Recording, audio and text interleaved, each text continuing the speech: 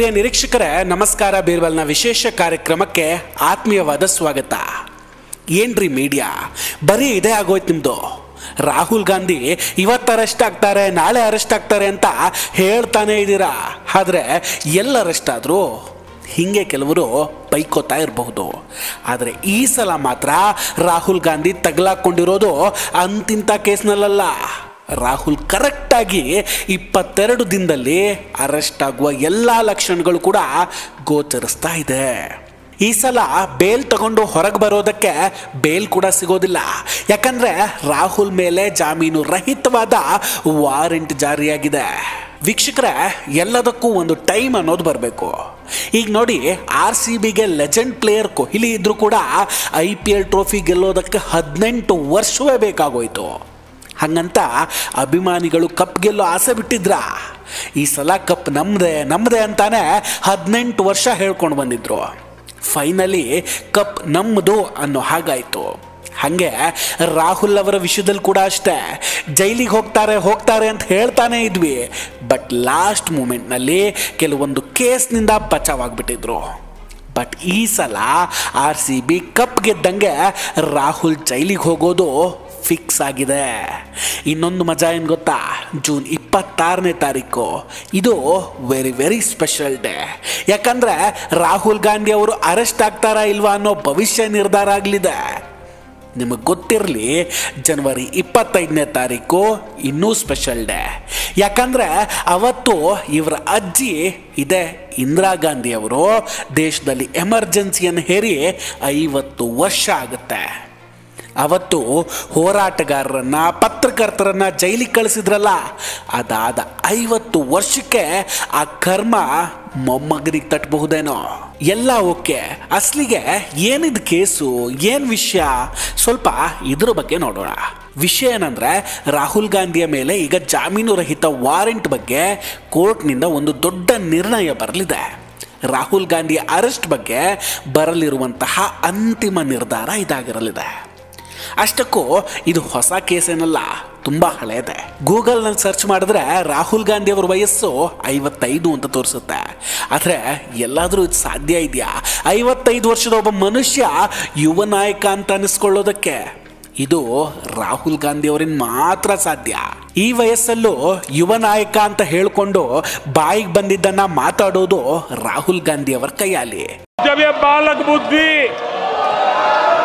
पूरी तरह सवार हो जाती है तो सदन में भी किसी के गले पड़ जाते हैं. मैं गहरी बात बोल रहा हूं. मैं ऐसी आलतू फालतू बात नहीं करता हूं. कि जो आत्मा है वो गुजरात के चुनाव में लड़ेगी.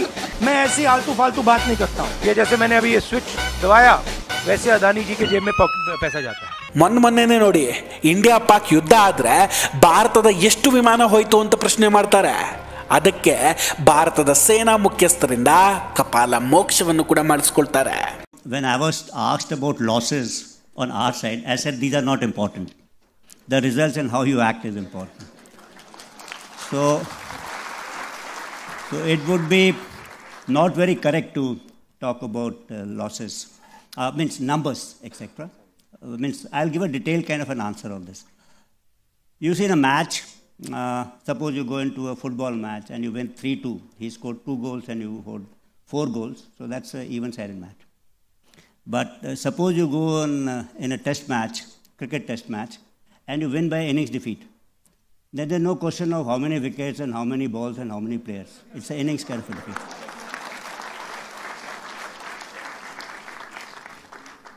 But since there is always this inquisitivity as to the result of your strikes, which was visible, which was more in psychological domain and what was visible to us, all of us, means not to us, to globally, to everyone. So based on technical parameters like electronic intelligence, signal intelligence, at some point of time, we will take out this particular data and share it with us to answer those queries and inquisitiveness of people like you who keep telling me how many aircraft did we destroy, how many radars did we destroy. We will make a rough assessment of that and come out with that shortly. ಹೀಗೆ ಪದೇ ಪದೇ ಏನೇನೋ ಮಾತಾಡುವ ರಾಹುಲ್ ಗಾಂಧಿ ತನ್ನ ಎಲುಬಿಲ್ಲದ ನಾಲಿಗೆಯಿಂದ 2018ರಲ್ಲಿ ಒಂದು ಭಾಷಣವನ್ನು ಮಾಡ್ತಾರೆ.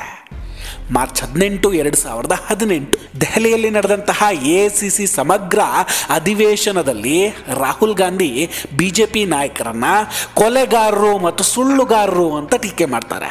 ರಾಹುಲ್ ಗಾಂಧಿಯ ಈ ಹೇಳಿಕೆ ವಿರುದ್ಧ BJP ಕಾರ್ಯಕರ್ತ ಪ್ರತಾಪ್ ಕುಮಾರ್ ಅವರು ಜುಲೈ 9, 2018ರಂದು ಚೈಬಾಸಾದ ಮುಖ್ಯ ನ್ಯಾಯಾಂಗ ಮ್ಯಾಜಿಸ್ಟ್ರೇಟ್ನಲ್ಲಿ ದೂರನ್ನು ದಾಖಲಿಸಿದ್ರು. ವಿಚಾರಣೆ ನಡೆಸಿದಂತಹ ನ್ಯಾಯಾಲಯ 2022ರ ಫೆಬ್ರವರಿಯಲ್ಲಿ ರಾಹುಲ್ ಗಾಂಧಿಗೆ ಸಮನ್ಸನ್ನು ಜಾರಿ ಮಾಡುತ್ತೆ. ಅದನ್ನು ಅವರ ಕಚೇರಿಗೆ ತಲುಪಿಸುವಂಥ ಕೆಲಸ ಕೂಡ ಮಾಡುತ್ತೆ. ಕಚೇರಿಯಲ್ಲಿ ಅದನ್ನು ಸ್ವೀಕರಿಸಲಾಯಿತು ಕೂಡ.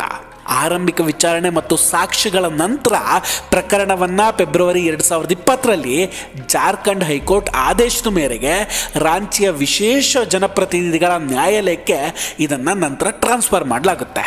ಅದಾದ ಮೇಲೆ ಮತ್ತೊಂದು ಹೈಕೋರ್ಟ್ ಆದೇಶದ ಪ್ರಕಾರ ಅದನ್ನು ಮತ್ತೆ ಚೈಬಾಸಾದ ಜನಪ್ರತಿನಿಧಿಗಳ ವಿಶೇಷ ನ್ಯಾಯಾಲಯಕ್ಕೆ ವಾಪಸ್ ಮಾಡ್ತಾರೆ. ಈ ಚೈಬಾಸಾ ನ್ಯಾಯಾಲಯದಲ್ಲಿ ಏನಾಗುತ್ತೆ ಅಂದರೆ ಮೇ 22, 2025ಕ್ಕೆ ರಾಹುಲ್ ಗಾಂಧಿ ವಿರುದ್ಧ ಜಾಮೀನು ರಹಿತವಾದ ಅರೆಸ್ಟ್ ವಾರೆಂಟನ್ನು ಹೊರಡಿಸಲಾಗುತ್ತೆ. ಜೂನ್ 26ರಂದು ಖುದ್ದಾಗಿ ಹಾಜರಾಗಬೇಕು ರಾಹುಲ್ ಗಾಂಧಿ ಅವರು ಅಂತೂ ಆದೇಶವನ್ನು ನೀಡಿದೆ.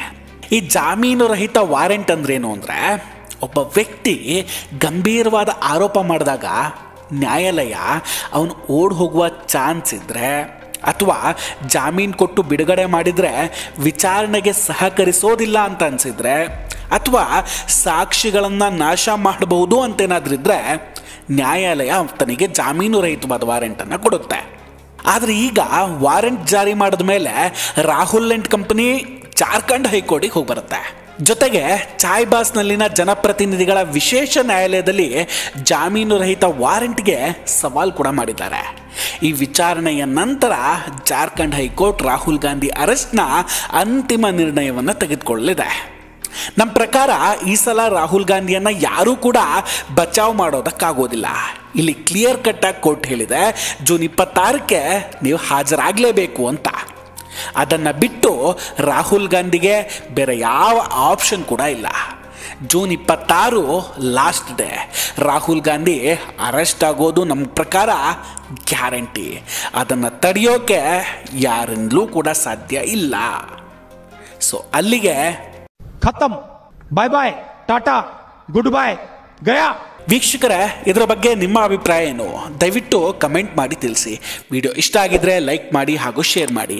ಇನ್ನೂ ಕೂಡ ನಮ್ಮ ಬೀರ್ಬಲ್ ಚಾನಲನ್ನು ಸಬ್ಸ್ಕ್ರೈಬ್ ಮಾಡಿಲ್ಲ ಅಂದರೆ ದಯವಿಟ್ಟು ಸಬ್ಸ್ಕ್ರೈಬ್ ಮಾಡಿ ಹಾಗೂ ಬೆಲ್ ಐಕಾನನ್ನು ಕ್ಲಿಕ್ ಮಾಡಿ. ನಮಸ್ಕಾರ, ಟೇಕ್ ಕೇರ್ ಆ್ಯಂಡ್ ಬಾಯ್ ಬಾಯ್. ಮತ್ತೆ ಭೇಟಿಯಾಗೋಣ. ಜೈ ಹಿಂದ್.